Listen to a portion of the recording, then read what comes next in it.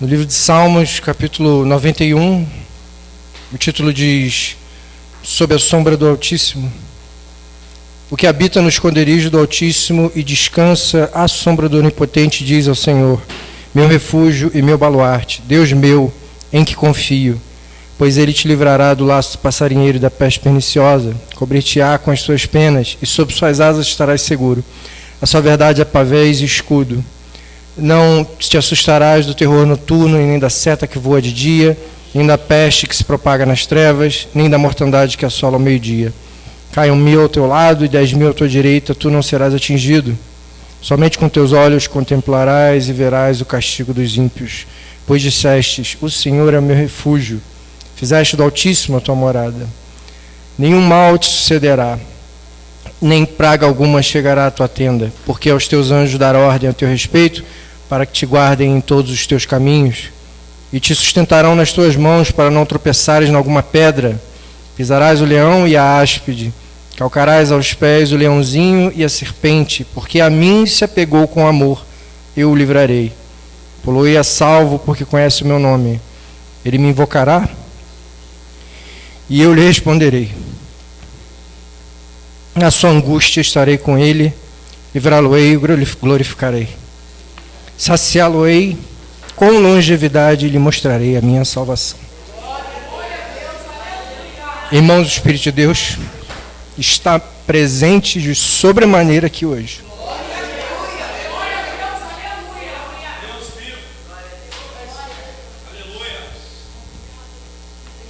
Irmãos, o Senhor permite que alguns levantes surjam nas nossas vidas para nos dar entendimento, para nos dar crescimento. E na mesma semana que eu li uma declaração de um pastor dizendo que a Terceira Guerra Mundial, do ponto de vista dele, será a guerra espiritual. Houve uma guerra na minha vida, houve um levante, e mais uma vez, Deus nos livrou. E aí, quando eu buscava inspiração em Deus para pregar, eu vi que eu nunca tinha pregado sobre o Salmo 91.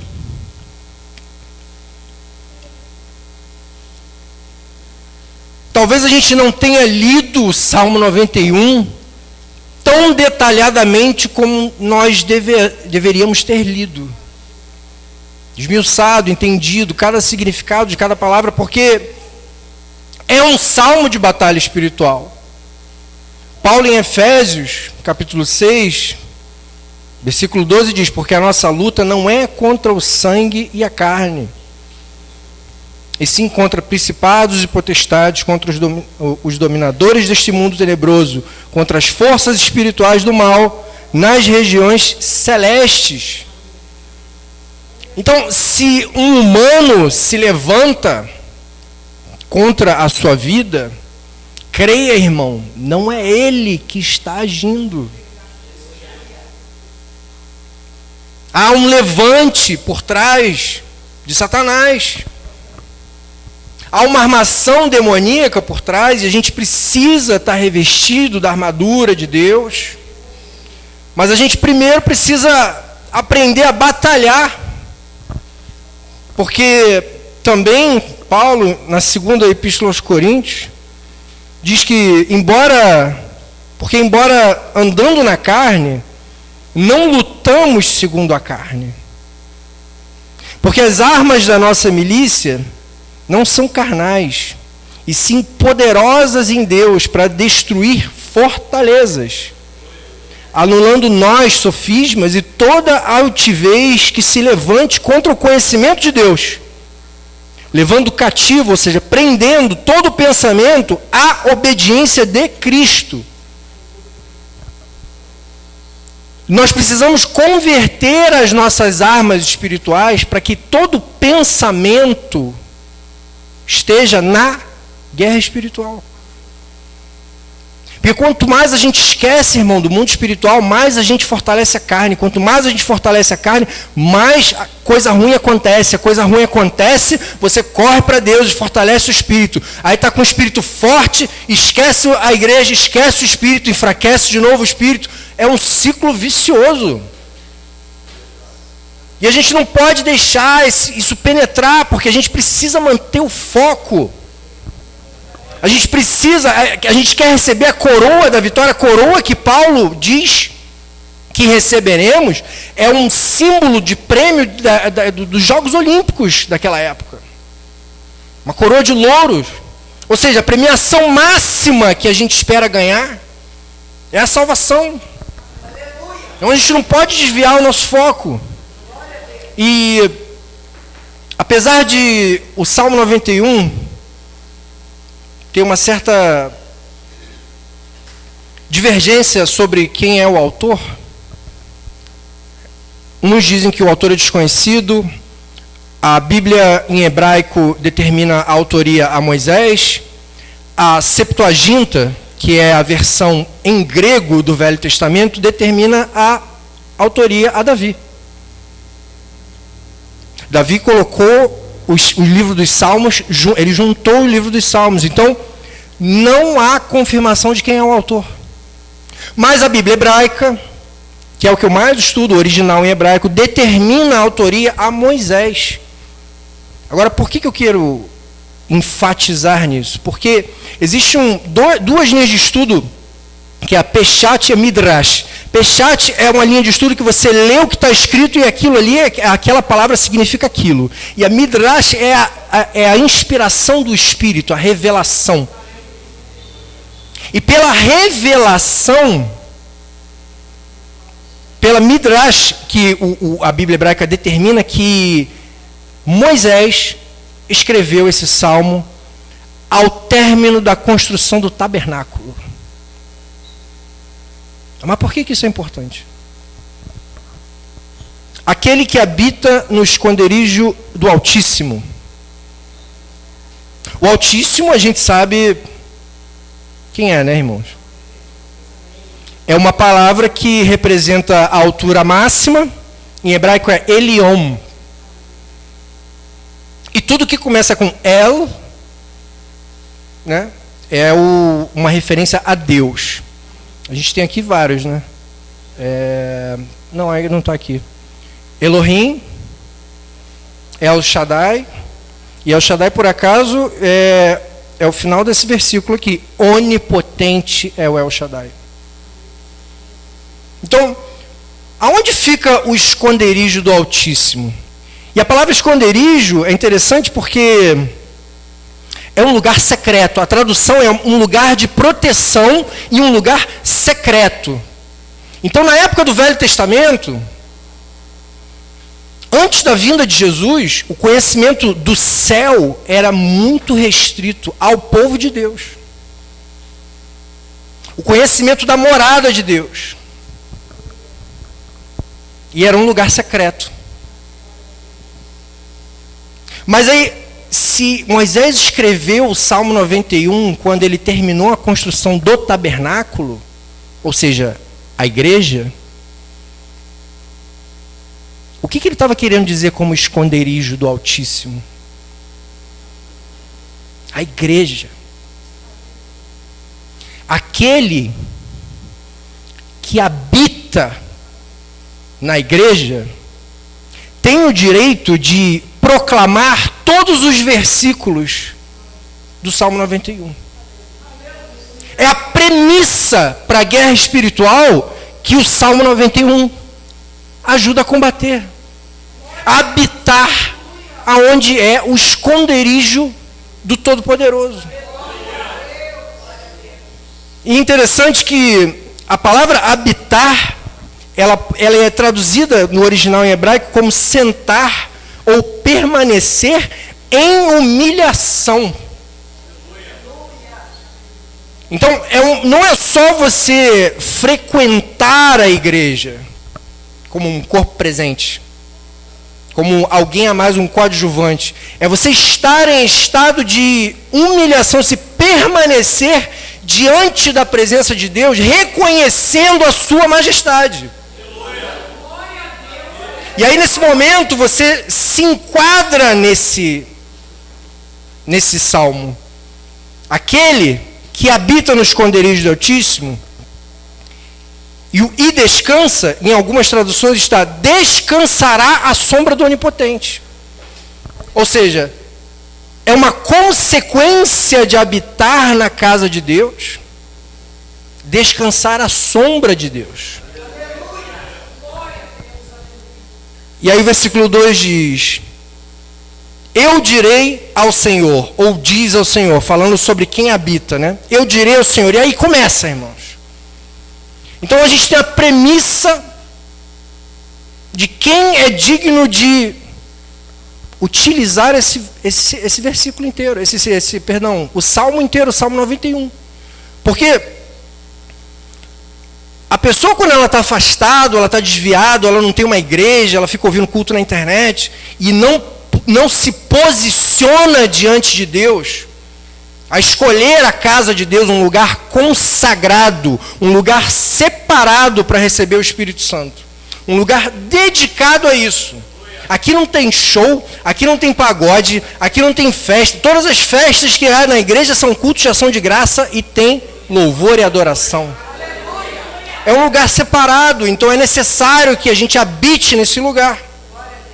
Essa pessoa que habita nesse lugar diz ao Senhor, meu refúgio e meu baluarte, ou seja, minha fortaleza, Deus meu em que confio. O primeiro ato do Salmo 91 é uma declaração pessoal daquela pessoa que habita na igreja, declarar para Deus, meu refúgio e minha fortaleza, Deus meu em quem confio. Eu quero te perguntar, irmãos, quantas vezes na sua vida você já declarou isso para Deus? Porque se não houve essa declaração ainda, irmãos, chega em casa hoje, ajoelha e declare. Tome posse da sua guerra espiritual, da sua arma na guerra espiritual. Declare a Deus, meu refúgio, minha fortaleza, Deus meu em que confio. Mas para que você precisa dessa declaração? Versículo 3. Porque ele te livrará do laço do passarinheiro e da peste perniciosa. E começa uma série de livramentos a partir do versículo 3. Ele cobrir-te-á com as tuas penas e sob suas asas estarás seguro. E a palavra original em hebraico em pena aqui é interessante, que não é, por exemplo, um pássaro, ele é todo coberto de pena. Mas a palavra específica aqui se refere à ponta da asa. Então, quando você tem uma asa aberta e você está falando sobre a pontinha da asa, significa que você está completamente debaixo da proteção. Você não está com uma penazinha voando, você não está encostado do lado do corpo aqui. Não é a pontinha do rabo que está encostando. É a asa inteira, irmão, que está segurando.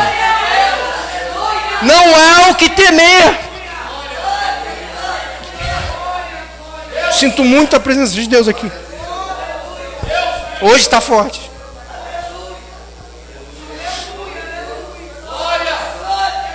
Cobrir-te-á com as suas penas e sob suas asas estarás seguro. A gente tem que estar seguro na nossa guerra espiritual. A gente tem que ter confiança naquele que é o nosso escudo. A sua verdade é pavés e escudo. E pavés é um escudo longo e largo para o corpo do combatente. Um tipo específico de escudo. Quando você vai procurar a definição dessa palavra, é um escudo longo e largo e protege todo o corpo do combatente. A sua verdade é pavés e escudo. Qual é a verdade de Deus, irmãos? A Bíblia, irmãos. A palavra de Deus. Isso aqui é o seu escudo. É isso aqui que te protege o corpo inteiro. É isso aqui que a gente precisa colocar na nossa frente, na nossa vida, à frente de todas as nossas atividades, à frente de todos os momentos que nós vivemos. é o maior escudo que você pode ter para proteger você. Não te assustarás do terror noturno, nem da seta que voa de dia, nem da peste que se propaga nas trevas, nem da mortandade que assola ao meio-dia.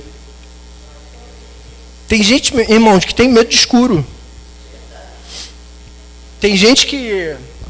E eu não recrimino, não, porque eu era assim, quando eu era criança, quando eu era mais jovem, acordava de madrugada com sede, eu tinha medo de ir na cozinha pegar água. E tem crente que está assim hoje. Dentro de casa, irmão. Sua casa não foi consagrada a Deus, não? Você não ungiu a sua casa, não separou ela para a atividade do Senhor? Você não pede a Deus a tua proteção? Você não tem a Bíblia como seu escudo? Você se reveste da verdade de Deus? Então não tem para que temer. Não te assustarás do terror noturno, nem da seta que voa de dia, ou seja, nem da cilada durante o dia, o seu trabalho, a sua ida ao trabalho, a sua volta ao trabalho. No momento que você está no seu trabalho, você está no seu colégio, na sua faculdade, na sua atividade diária, o que vier de levante é seta. E você tem que temer? Não te assustarás. E aí começa, o que eu não me assustarei? Terror noturno, seta que voa de dia, peste que se propaga nas trevas, ou seja, a propagação de demônios sobre todas as trevas que nós não vemos, e nem mortandade, ou você também pode traduzir isso como praga, que assola ao meio-dia, ou seja, nem doença, irmão, pode ser capaz de tirar a sua paz. Nem praga que assola ao meio-dia, todo mundo pegando, um monte de doença, seja lá o que for. Deus é quem me guarda. A minha vida pertence ao Senhor. Se eu tiver que pegar alguma coisa, eu pego. É lucro, eu vou para a glória. E qual o problema de pegar doença? Tem gente que deixou de ir à igreja em pandemia, irmãos. Tem igreja que fechou por iniciativa do próprio pastor. Entregando a chave da casa de Deus, do esconderijo do Altíssimo, na mão de Satanás. Fecha aí, ó. Fecha aí que está rolando um negócio aqui sinistro, não vou poder dar o culto, não. Então confia em quem? Em quem você confia para proteger a sua saúde? Nem praga alguma, nem praga que assola ao meio-dia. Podem cair 1000 ao teu lado, 10.000 à tua direita, tu não serás atingido. Já parou para pensar nisso, irmão? Imagina você num estádio de futebol em pé, na grama. Aí começa a entrar gente. Vai entrando gente, aí vai começar a ficar apertado o negócio. Imagina o estádio lotou. Você está assim, encolhido assim. Você ali... E gente em volta. Você está no meio do campo. Tem gente para frente, para o lado, para trás e tal. Aí do teu lado cai um morto. Doente. Do seu lado. Você fala, e pronto, peguei. A gente não pode ter essa atitude. A gente ora pela pessoa e fala, olha só, morreu primeiro. Quem quer que eu ore aí? Porque é a hora de aceitar Jesus. Tá na hora, porque ó, caiu mais um. Ih, rapaz, tá morrendo todo mundo. Você vai ficar com medo achando, vou morrer também, estou no meio de todo mundo aqui. Você vai olhar para o lado, vai cair 1000. Vai olhar para o outro lado, vai cair o estádio inteiro. E você vai ficar em pé assim, ó. Olhando em volta. Sem entender. Você precisa entender que há um revestimento sobre a sua vida. E é isso que a gente precisa declarar com o escudo da verdade de Deus. Caiam 1000 ao teu lado, 10.000 à tua direita, e tu não serás atingido. Somente com teus olhos contemplarás e verás o castigo dos ímpios. Outra tradução para isso é, você simplesmente olhará. Irmãos, eu entendo isso também como um levante quando ele acontece na sua vida. Se você guerrear com a arma espiritual, se você for para o joelho, orar, jejuar, fazer propósito com Deus, usar as suas armas espirituais, você não vai precisar fazer nada. Você só vai olhar.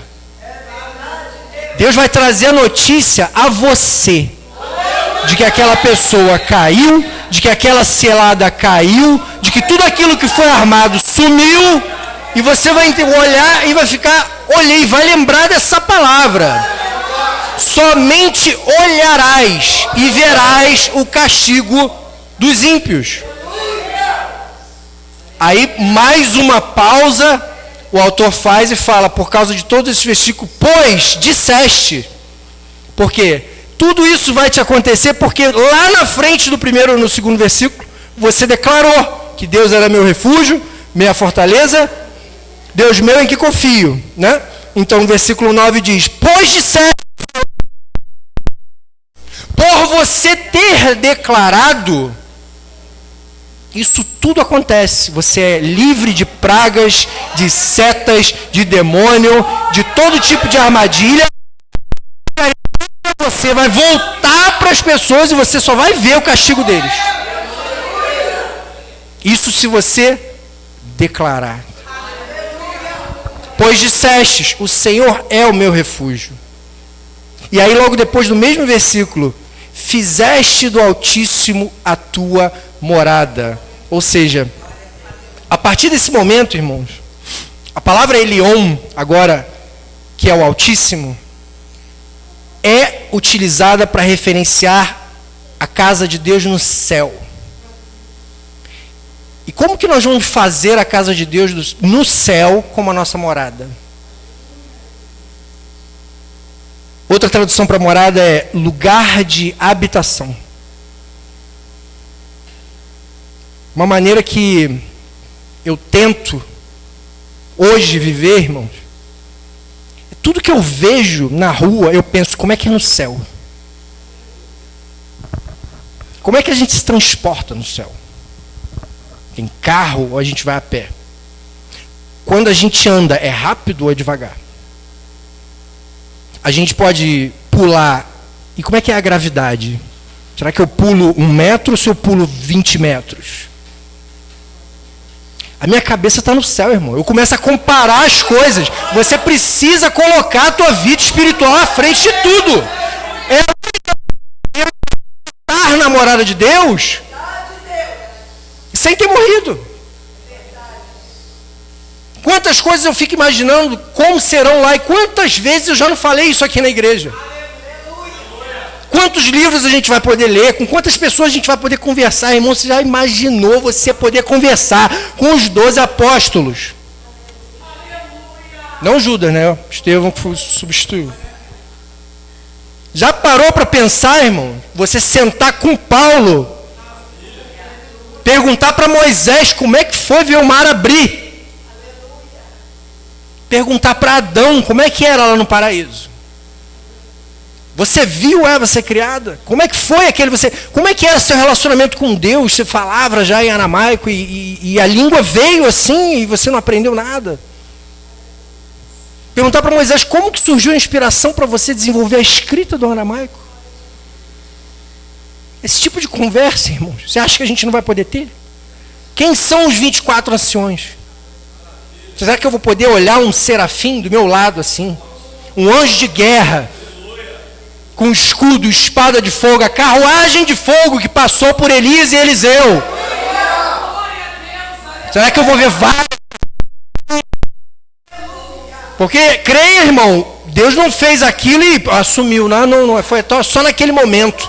Botei ali o espírito e acabou. Não, irmão, o serafim é um ser de fogo. Então, há carruagens de fogo. Seraf é aquele que queima. É um incandescente a tradução. Seraf é no singular, serafim é no plural. Os serafins, eles ficam em volta do trono de Deus. Cantando sem parar. Santo, santo, santo é o Senhor, Rei dos exércitos. Toda a terra está cheia da sua glória. Isaías, se eu não me engano, capítulo 3, que diz isso. Então, as criaturas celestes, as plantas, as paredes, as cadeiras, Como que você descansa? Não tem noite, irmão, porque o que ilumina o céu é a glória de Deus, não tem sol. Quem marca o tempo? Como que a gente passa o tempo? Existem estações, chove, venta. Tudo isso passa na minha cabeça, irmão. Tudo isso eu me questiono, eu quero saber. Eu quero saber como é que é, porque eu quero pertencer a esse lugar. A gente precisa colocar isso dentro do nosso coração, enraizar isso dentro do nosso coração. Só cheio de pecado, cheio de coisa de Satanás, lotado. E quanto mais você vê a podridão do mundo. A gente não pode, irmãos, deixar a vida espiritual de lado. Fizeste do Altíssimo a tua morada. E aí por isso, nenhum mal te sucederá, nem praga alguma chegará à tua tenda, porque aos teus anjos dará ordem ao teu respeito para que te guardem. A gente não deve idolatrar anjos, a gente não deve falar nome de anjo, pedir um certo anjo específico, a gente não deve colocar o anjo em momento nenhum de exaltação. Mas a gente tem que ter uma certeza. Os anjos são o exército de Deus. Da mesma maneira que 1/3 deles caiu e virou demônio, que é o que fica atazanando a tua vida na guerra espiritual, os outros 2/3, 66%, o dobro de quantidade de demônios é a quantidade de anjos que existe. Então, a esses anjos, Deus dá ordem que respeitem você. Dá ordem que te guardem em todos os seus caminhos.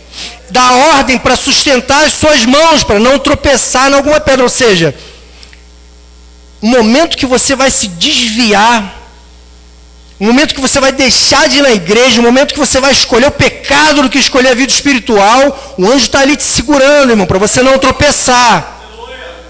Você pode insistir e largar a mão, não quero saber, eu vou lá fazer a besteira. Que é o que a maioria das vezes a gente faz. Mas se a gente estiver com a palavra de Deus na mente, se a gente tiver, a gente cativa o pensamento para a obediência de Cristo. Então a gente precisa ter o Salmo 91, como o pastor fez o Salmo 91 para a gente colocar na porta de casa. Ele é pequenininho, dobra e deixa na carteira também uma cópia. Leia o Salmo 91 no momento de guerra espiritual, no momento que você precisa de livramento, para você não tropeçar, irmãos, e não pecar. E aí o versículo 13 diz: pisarás o leão e a áspide. Áspide também pode ser traduzida, é uma tradução específica, mas ela pode ser traduzida como víbora, que é uma cobra, venenosa e mata, tá? Calcarás também pode ser traduzido como esmagar ou atropelar. Então você vai pisar o leão, a víbora, vai esmagar e atropelar o filho do leão e a serpente, que também pode ser traduzida como dragão. Ou seja, nesse momento aqui eu queria ler a 1 Pedro 3:8, que diz assim: sede sóbrios e vigilantes. O diabo, vosso adversário, anda em derredor como leão que ruge procurando alguém para devorar.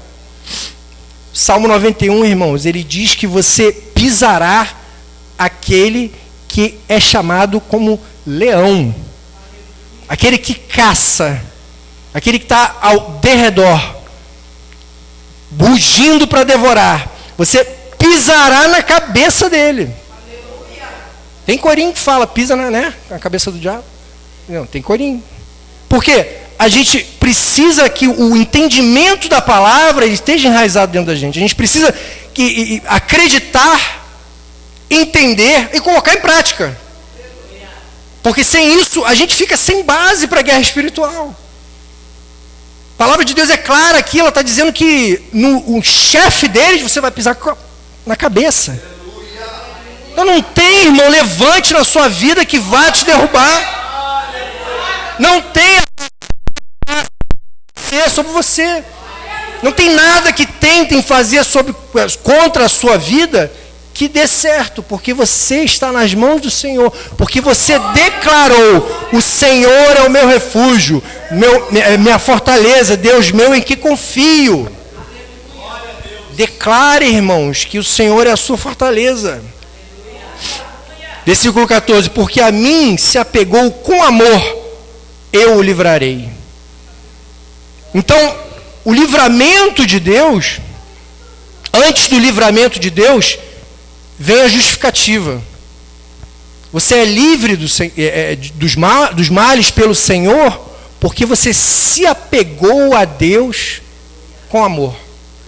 E esse apego, irmãos, é isso que traz na tua vida a vontade de morar no céu, a vontade de conhecer a Deus. Você já imaginou olhar nos olhos de Jesus? Os olhos como chama de fogo, como é que deve ser? A íris brilhando assim, fazendo assim, com a labaredazinha lá dentro. Você já pensou olhar nessa distância aqui, irmão, 30 centímetros, olhar no olho de Jesus? Meu sonho, eu até penso sobre esse momento. Eu fico pensando que eu acho que eu vou precisar ajoelhar primeiro, né? Eu vou ajoelhar, abraçar os pés, ver as feridas nos pés, e ele já vai saber, vai falar: pode levantar, pode olhar que você quer olhar. Você já imaginou Jesus por dentro, irmãos? Se os olhos brilham como chama de fogo, você já imaginou Jesus por dentro? A gente tem que colocar o sobrenatural de Deus na nossa vida, irmão.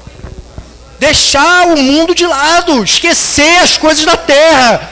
Pecado não vai te levar para o céu. Ah, mas pecado é bom. Não é bom, irmão. Não é bom. Se fosse bom, levava para o céu. Não leva. Ele distrai. O pecado, ele traz uma distração para você, te dar um prazer para algo que é pó, que é a sua carne. E esse prazer, a gente não pode se acostumar com isso. A gente tem que se acostumar com o jejum, que é matar a carne. Porque a mim se apegou com amor, eu o livrarei. Poloei a salvo, porque conhece o meu nome. Ele me invocará e eu lhe responderei. Ou seja, tenha a certeza de que quando você orar ao Senhor, você vai receber uma resposta. A palavra de Deus, ela não é ambígua. Esse livro, ele não é fantasioso, ele não está desatualizado, ele não é mal interpretado ou mal traduzido. É a palavra de Deus, 100% verdadeira, 100% literal. Se está achando que tem alguma coisa aqui que é a linguagem figurada, que é fantasiosa, que está desatualizada, então o céu também está desatualizado e teu nome não está na lista. Porque a gente precisa levar a palavra de Deus a sério. E Deus está dizendo aqui: se você se invocar, vai. Se você não viu a resposta de Deus ainda, Deus está trabalhando, irmão. Tenha fé. Continue orando. Continue buscando. Continue invocando. Ele me invocará, eu lhe responderei. Na sua angústia estarei com ele. Quantos cristãos, irmãos, deixam de vir à igreja porque estão angustiados ou tristes? Ou até mesmo deixam de frequentar. Não ir só a um culto porque está triste, porque deu algum problema. Mas deixar de frequentar a igreja mesmo. Por angústia. Essa tal de depressão que é o mal do século. Né? Que é obra demoníaca. Né? Então, o cristão, ele não pode esquecer que na angústia, nesse momento que você está triste, mal, Deus está contigo. Você vai invocar, Deus vai responder. Mateus 7:7. Pedi, dar-se-vos-á. Buscai, achareis. Batei, abre-se-vos-á. Porque quem pede, recebe. Quem busca, encontra. E ao que bate, lhe é aberto. Então, insista se não houver resposta ainda, porque é claro aqui que ele me invocará, eu responderei. Na sua angústia estarei com ele. Livrá-lo-ei e glorificarei, e o glorificarei. Ou seja, não só Deus vai te livrar do mal, como Deus vai te exaltar, irmão. Deus vai te colocar numa posição de glória, na frente dos teus inimigos, sem você nem pedir. E você creia, irmão, você vai ficar até sem graça. De tão exaltado que Deus vai te levantar. Se você colocar a palavra de Deus em prática, colocar o Salmo 91 em prática, usar a batalha espiritual, vai chegar um momento que você vai ser exaltado na frente dos seus inimigos, você vai ficar sem graça, não vai entender nada. E você vai lembrar, livrá-lo-ei, ou seja, você foi livre daquele mal, não só livre, e o glorificarei. Quer dizer, o próprio Deus trará glória nessa situação de vergonha. E o último versículo, saciá-lo-ei com longevidade, aquele que declara, Senhor Deus é o meu refúgio, a minha fortaleza, Deus meu em que confio, tem toda aquela proteção, porque declarou que o Senhor é o meu refúgio, tem mais a proteção dos anjos. Todo o Salmo 91 chega aqui, Deus fala, saciá-lo-ei com longevidade. Quanto mais, irmãos, você coloca a tua vida nas mãos de Deus, mais vida Deus te dá. E aí tem gente que fica, eu queria ir logo para a glória. Ou então não liga se morrer. Só que a palavra de Deus está dizendo aqui, quanto mais você busca, mais vida você vai ter. Então a gente precisa entender que o nosso momento na terra não é para curtir os prazeres da terra. Eu não quero mansões, casa de praia, andar de helicóptero, aqueles carros de 4 milhões. Eu não quero nada que desvie a minha atenção do Espírito de Deus. Bênção é consequência de vida no altar. Deus dá conforto para você. Deus não te dá coisa para você pecar. Quanto mais Deus te dá, mais conforto Deus está querendo te dar.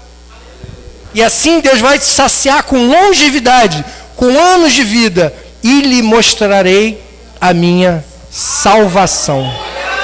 Então, a conclusão do Salmo 91, irmão, é você ter abundância de vida na terra e vida eterna na glória. Que a gente possa, irmãos, colocar em prática, porque a nossa batalha não é contra a carne e contra o sangue, mas é contra os principados, potestades e poderes tenebrosos desse mundo. Deus abençoe a igreja em nome de Jesus.